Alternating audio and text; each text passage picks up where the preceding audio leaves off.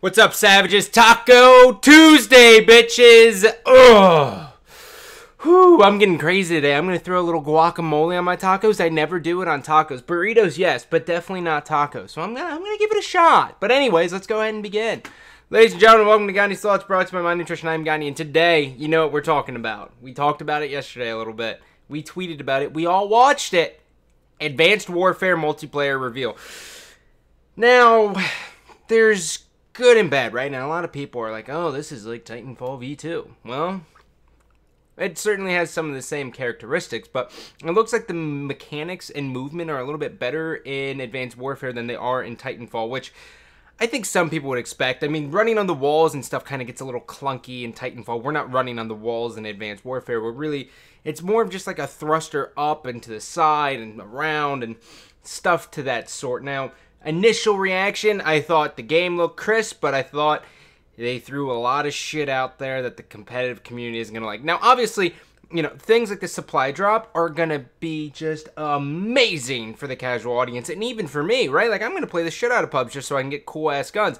That is a really neat idea that they threw into the game that we haven't actually seen in a console FPS, really, either out of COD or Halo for sure, I know that, and Gears of War, so that right there is a brand new mix, which is going to be good for the Call of Duty community. But there's just the thing when you try to invent something new, and they stayed true to the structure, which I like. They added the 13-point system instead of the 10-point. I think that's going to work out fine.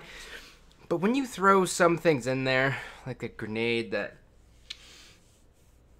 can see through walls and shit like that, and like an enemy identifier plus a riot shield that follows you no matter what, and it has like a drop down shield, stuff like that, my initial reaction is that's gonna be banned. That is fucking gone. And like certain kill streaks, like there's just some kill streaks that I know are gonna be banned right away, and there's already gonna be maps that aren't gonna be played, right?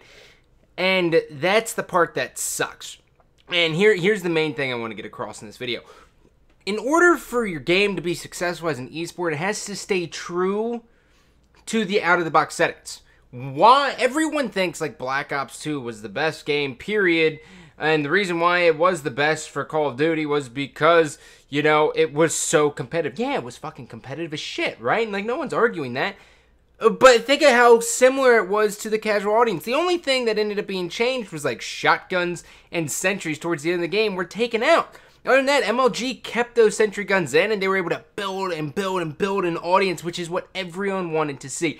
You have to keep it as out of the box as possible. So moving forward, the only thing I will say about this that is like a little worrisome is the first like month or two, you guys got to put down the pitchforks. Maybe first month you guys grind pretty hard.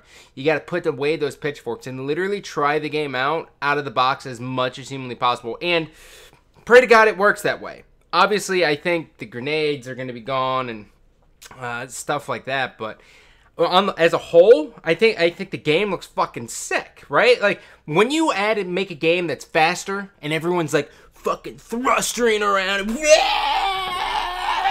right? Like the fucking crazy shit.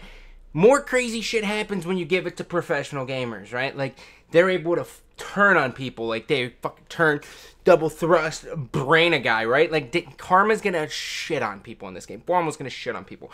The faster pace the game, better it is. Okay, that's just fact. It's fun for if the spawns are good and it's fast paced, this is a dream come true for Call of Duty because it becomes faster. You guys are finally going to be breaking that stereotype of people camping in the fucking corner, sitting there jerking themselves off. It's like, oh yeah, I love this OMG. I love that.